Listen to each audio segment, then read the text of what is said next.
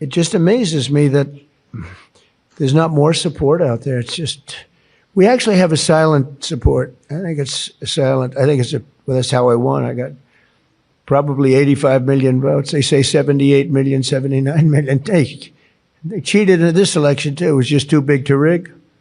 Too big to rig. Donald Trump woke up today and chose chaos.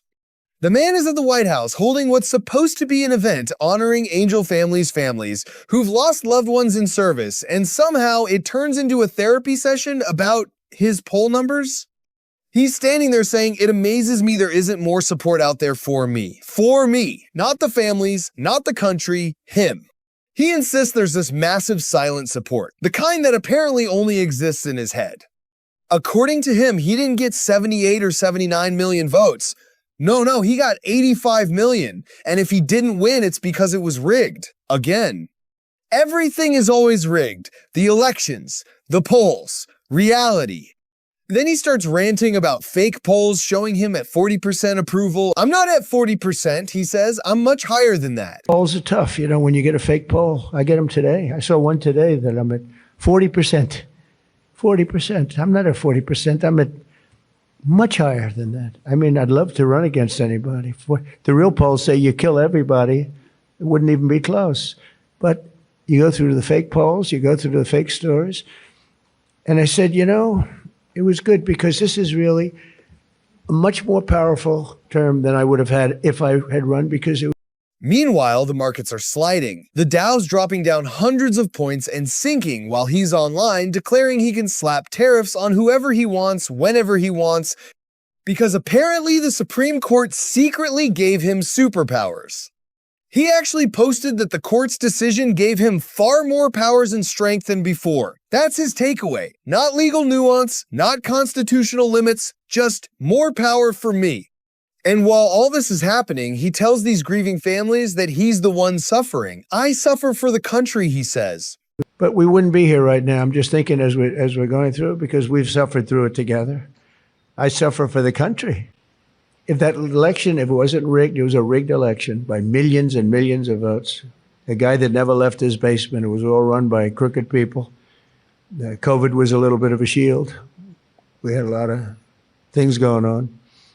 But it was rigged by millions of votes. We did great. Imagine that moment. Families who lost sons and daughters, and the president says he's the one enduring hardship. Then, because the day wasn't weird enough, he's posting AI-generated videos of himself as a hockey player, checking and punching Canadian players like he's starring in his own action movie. When reality doesn't cooperate, just generate a new one. "We're winning too much," he claims. Sure. He goes back to the 2020 election again, saying it was rigged by millions and millions of votes. A guy who never left his basement. It's the same loop. If that election, if it wasn't rigged, it was a rigged election by millions and millions of votes. A guy that never left his basement. It was all run by crooked people.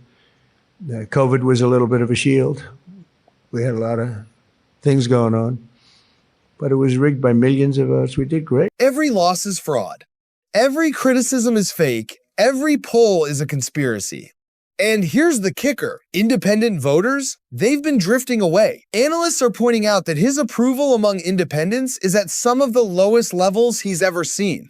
Numbers, but talked about what is driving this drop for the president. What is driving this drop? I said record was the name of the game when it came to this segment, right? Talking about the lowest Trump has ever been going into the State of the Union, the lowest that any president has been this century going into a State of the Union at this point in their presidency. It is also the weakest that Donald Trump has ever been with independents. Look at this drop. We've been talking about it the past few months. At this point, a year ago, Donald Trump was at minus 13 points.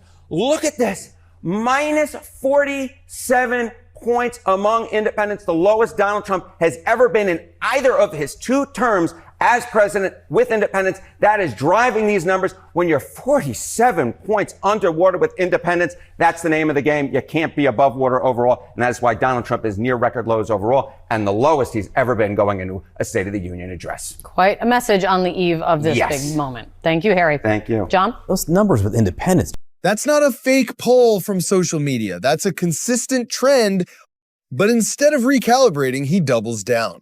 More tariffs, more threats, more all-caps posts attacking the Supreme Court, sometimes in lowercase like he's rage texting at 3 a.m. Half the time you read one of these statements and you genuinely have to pause and ask, what is he even trying to say? Licensing fees, obnoxious tariffs, birthright citizenship, and China all in one paragraph? It reads like someone shaking a snow globe full of policy buzzwords. Then there's the legal side. Judge Eileen Cannon, the same judge who dismissed the classified documents case, has now blocked the release of part of the special counsel's report. The reasoning?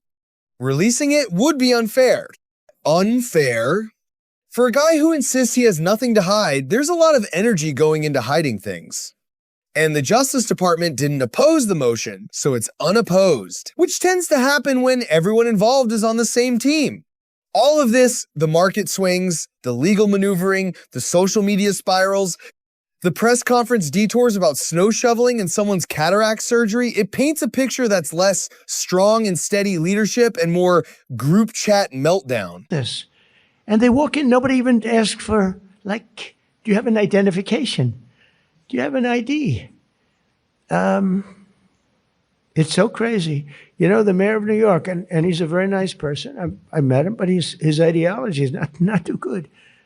But we're having a massive snowstorm right now. And I heard that he's asked people to come out and help shovel the snow.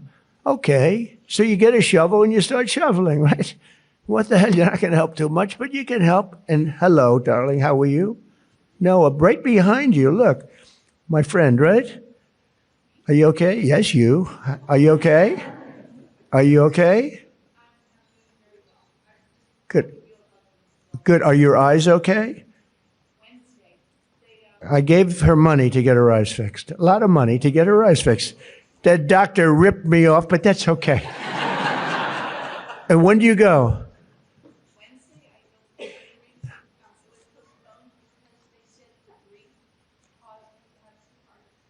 Well, you get them done. It's an operation, but it's 100%. You know, it's great.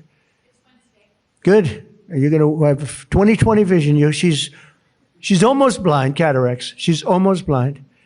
And with one operation, that'll take a very short period of time. Hope you have a good doctor. At some point, you stop asking whether it's strategy and start wondering if it's just impulse. That's where things stand this morning. Markets shaky, polls sliding, posts flying, and a press conference that was supposed to honor fallen heroes turning into a running commentary on Donald Trump's feelings.